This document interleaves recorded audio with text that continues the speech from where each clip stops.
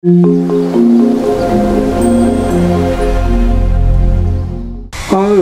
good morning guys. So eto, no, ang gagawin natin today is isisave ko itong mga dendrobium orchids. So kung mapapansin niyo, ayan, so kung mapapansin niyo guys, no, halos dying na itong mga dendrobium.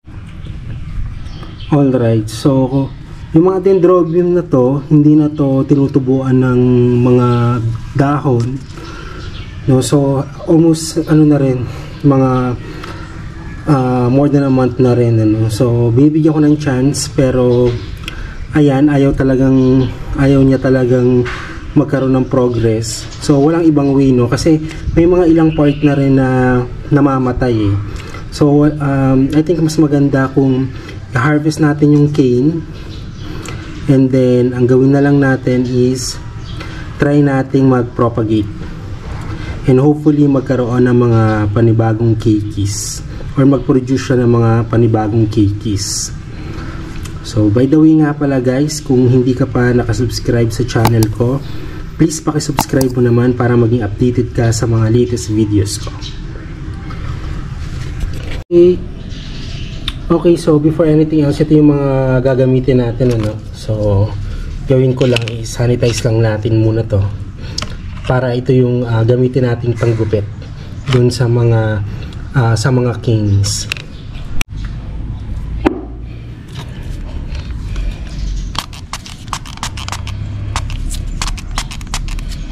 Yan, sanitize lang muna natin, para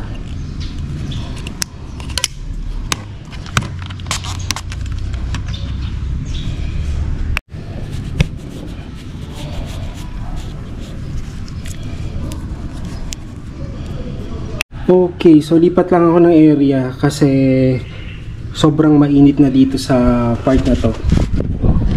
Lipat lang ako doon. Alright, so ayan, nakalipat na ako ng pwesto. So, ayan. Actually, I have a total of 9, no? Pakita ko muna. So ayan, I actually have total of 9, no? 9 na pots to, na binili ko dati mga around October of last year, October and November, no? Magkakahiwalay ko sila binili. So healthy pa sila dati. So ngayon, yan ang itsura nila, no? Actually kasi disclaimer lang guys, hindi ako talaga expert sa halaman. Nag-start lang ako na mag-alaga ng halaman October of last year. So ngayon, ang gagawin ko, since ganito yung nangyari, so ni-research ko lang siya sa YouTube kung paano yung gagawin. So ang gagawin ko ngayon, i-harvest ko yung mga canes niya, and then doon ako mag-start mag-propagate.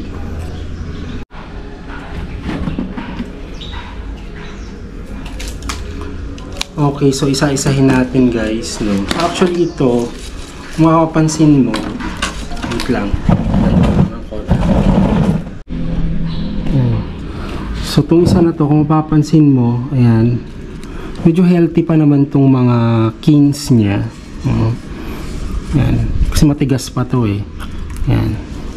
Ito medyo nangungulubot na, no? Pero but I think lahat to magagamit natin. So tanggalin lang natin dito. Yan. So ayan. I-check lang natin to. Tanggalin lang natin itong mga ito.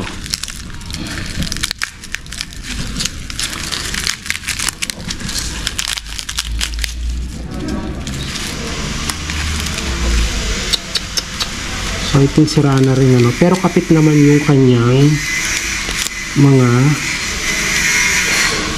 ugat. But I think kailangan na rin natin tanggalin ito sa mga ugat. Tatanggalin yung mga ugat. Kasi talagang itong mga kings na lang ang kailangan natin eh.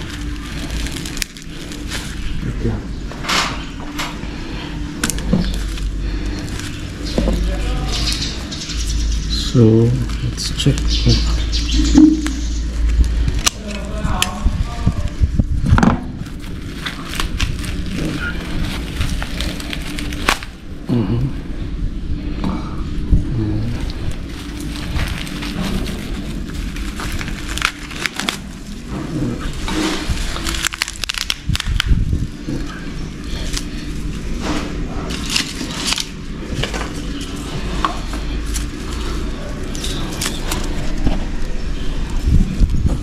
as you can see ito, yes, pwede pa nating magamit to. So gawin lang natin is putin natin, cut natin to kasi healthy pa siya eh. Kaya nga lang wala nang tumutubong mga ano sa kanya, wala nang tumutubong mga dahon sa kanya guys. So yan.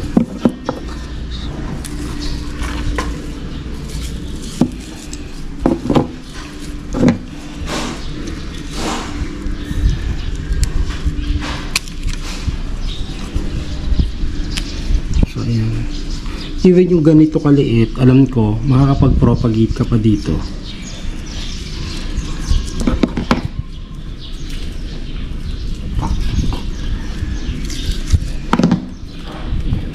Tanggalin na natin yung ugat niya. So, prepare lang ako ng cinnamon guys, no? Kasi kailangan nating i-seal yung mga sugat niya. So, yung mga cut, yung mga ganitong cut. Yan, kailangan nating pahiran niya ng cinnamon, no? Yung iba pinapahiran nila yan kandila, o kaya yung parang ano ba yan, yung cutex o yung nail polish. So yan, balik lang ako guys.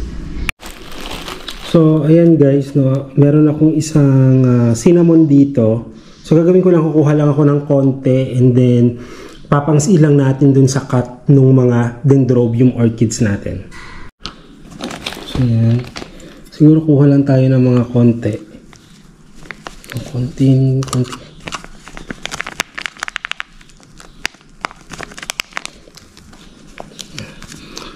So I think pwede na to. Sana magkasya na yan. Then lagay ko, balik lang ako doon para isil yung mga sugat nila, no? Yung mga cut nila. So ayan, gawin lang natin ito. Tulad nyo, ito yung cut niya. So gawin lang natin is, i-dip lang natin dito. Ayan. So ayan na yan. Ayan. Tapos ito. Ayan. Ay. Para lang mag-seal yung mga sugat ko. Yan, sabi nila yan nga daw, para madali daw mag-heal yung mga cut na to. Yun ang purpose niya.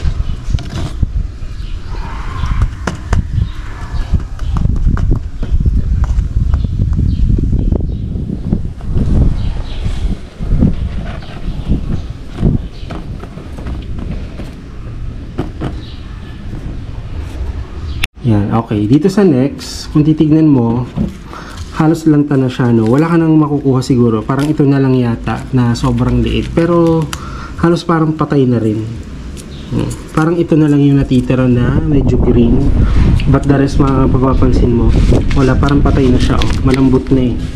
Wala ka na mapapala dito. Itong isa na to, ito siguro, itong part na to. Check natin kung may makukuha pa tayo. Yeah, ayan, pwede pa siguro to yung ganito kaliit. But the rest, yan, puro ano na siya. Yan o. Ano na siya. Oh. So, wala ka nang makukuha dyan. So, tatapon na natin lahat yan.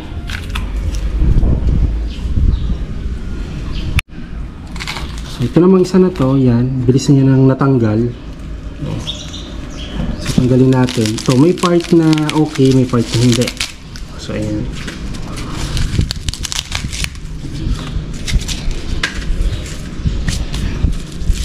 So, kung mapapansin mo, ayan. Kung mapapansin mo to, yan. Ito, pwede pa to. Ito, yan, pwede pa. But, ito. Pwede pa to. Pwede pa to kahit yung ganito kaliit. Itong isa na to pwede pa din. Yan. Yan. May mga konting pwede pa. But ito guys, yan oh, wala na. Talagang sirang-sira na siya. Yan, wala na rin. So, yung mga ganito na lang kaliliit yung pwede natin ma-save. So, cut lang natin.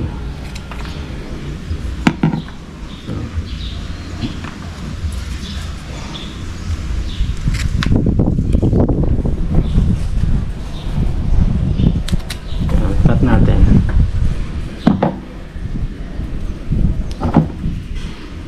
So, hindi ko alam kung magagamit pa to.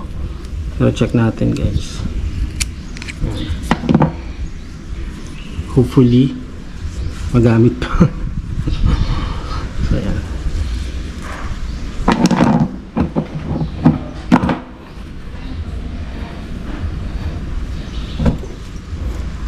So, next naman is ito. Ayan. Ayan, mabilis na nilang tanggalin sa mga ano nila.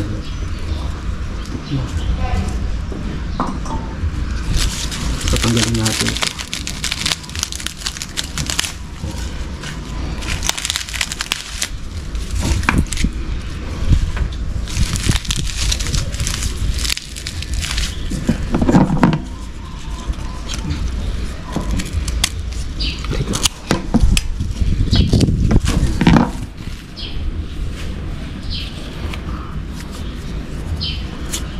So yan, pwede pa siya kasi matitigas pa to eh.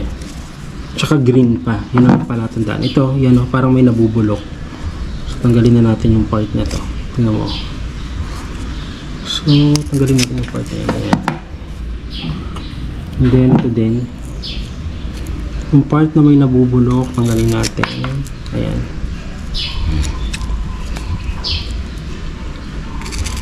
Cut natin siya. Ayan. So ito, yan, masisipa natin yan.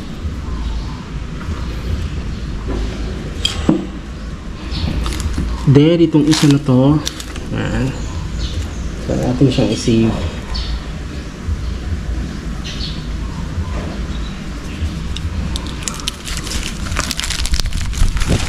Check natin. Yan. Yan, may mga, actually parang healthy pa naman siya eh. Kaya nga lang kasi, hindi na siya tinutubuan ng mga dahon.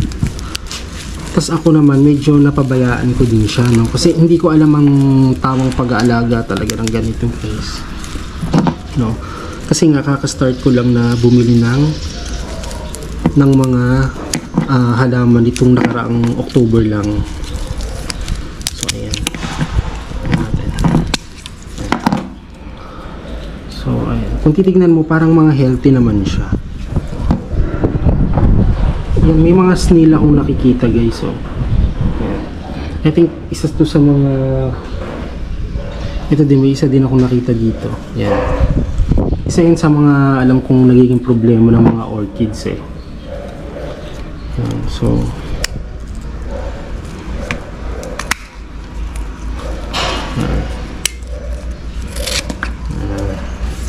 ito, yan, very healthy pa.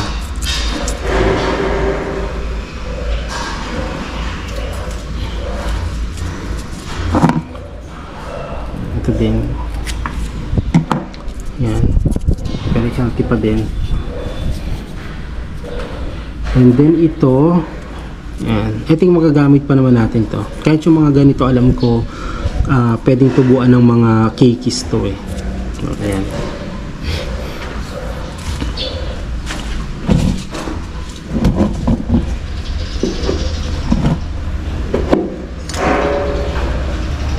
Okay, next. Ito namang isa.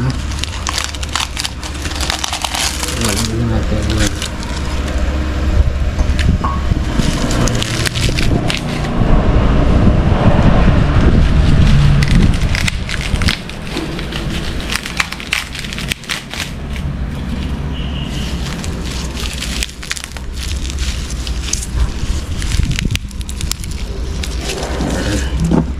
So, ayan.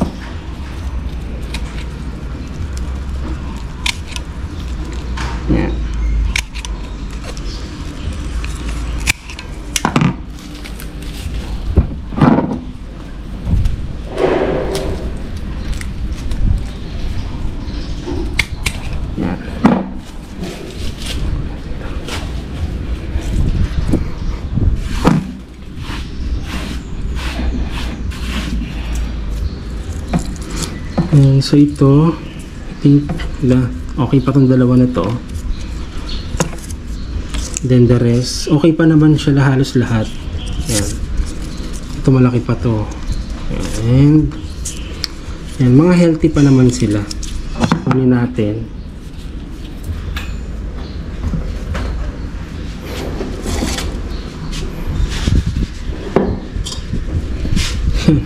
Kung isa na to guys, yan o.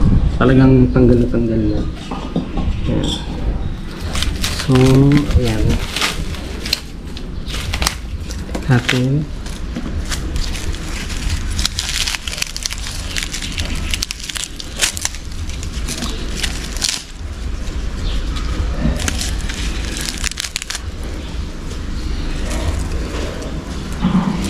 Yan, ito patay na to eh. So, tapon na lang natin. Yung isa na to, yeah, ganun. Actually, medyo matigas pa, pero tingin ko pabulok na rin. Check natin yung laman. Wala na. Talagang yellow na siya. So, ito. Check natin ito.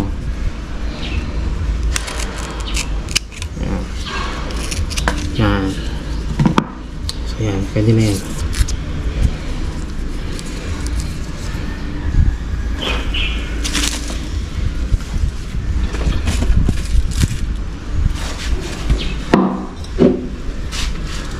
And then next is ito. Yan, ito na yung parang pinaka hindi man, second to the last. Yan, natin.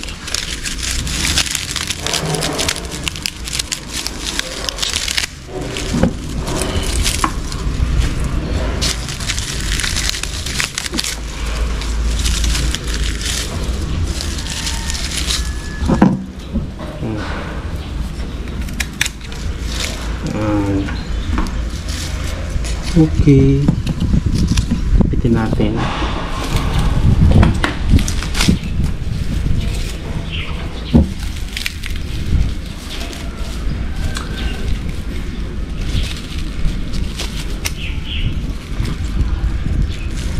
Yan. Oops. So halos lahat naman healthy.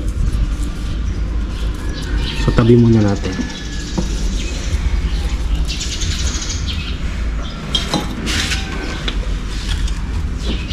Dahil ito na yung pinaka-last. Ito na yung pinaka-last niya.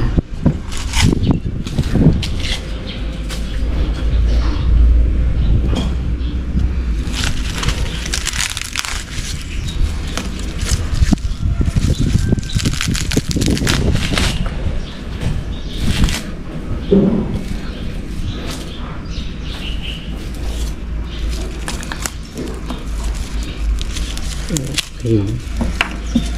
Yan. So, halos lahat naman healthy din. So, yan.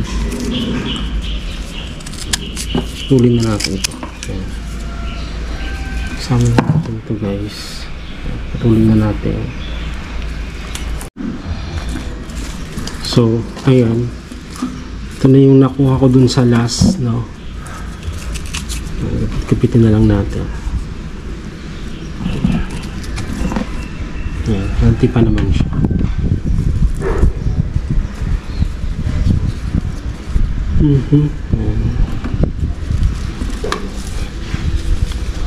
Ayan. Okay. So,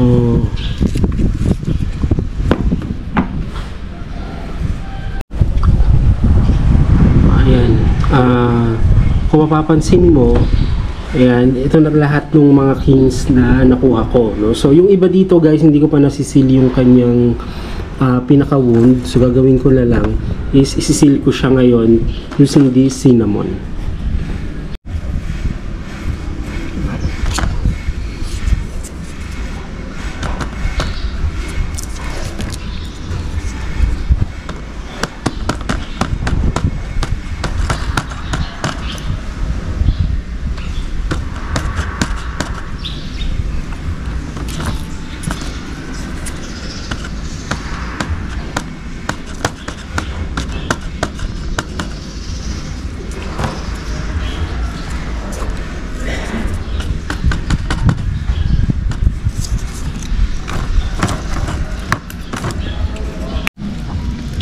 Yan guys, so may mga snail oh. Ayan, nakita nyo? Grabe. May mga ganyan akong nakikita. Ang dami oh. Ito din, may mga snail din. Hopefully nakikita nyo.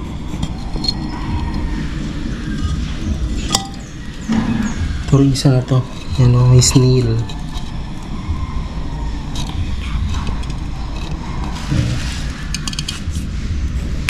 Okay, so ayan na siya guys. So ang plan ko ngayon is ipatong siya sa isang tray. Dito sa tray na to, lalagyan ko siya ng ganito guys. Ayan, yung cockpit. So mamaya pakita ko sa inyo kung paano.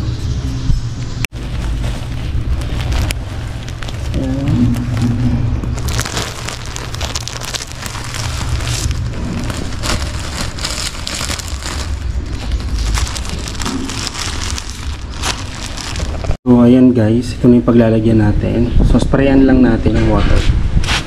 Ayan, sprayan lang natin.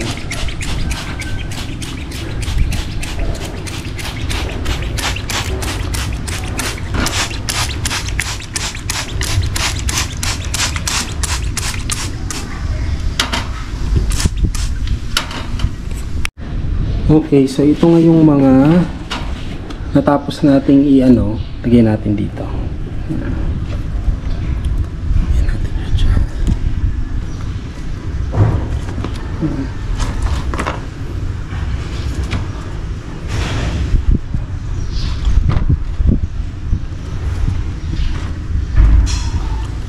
Yan. Pagkasyahin na lang natin.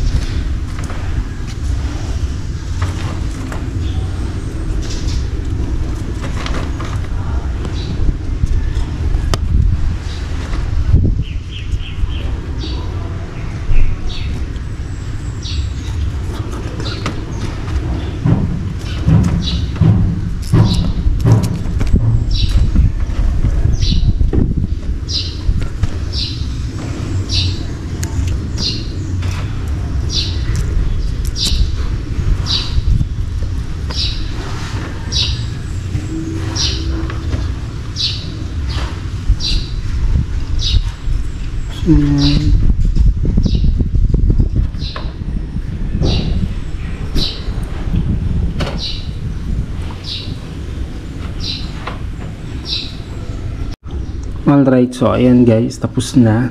So hintayin lang natin. Alam ko yung mga ganito is 6 months or more than, minsan 1 year pa yata bago tinutubuan ng mga bagong keykis. Then update ko na lang kayo guys kung ano yung magiging progress nito. So hanggang dito na lang yung video ko guys. So kung nakatulong sa itong video ko, paki-like and paki-share mo naman. And syempre, huwag mong kalilimutang mag-subscribe. And makakatulong naman po yan para sa akin. So marami pong salamat and see you guys in my next video.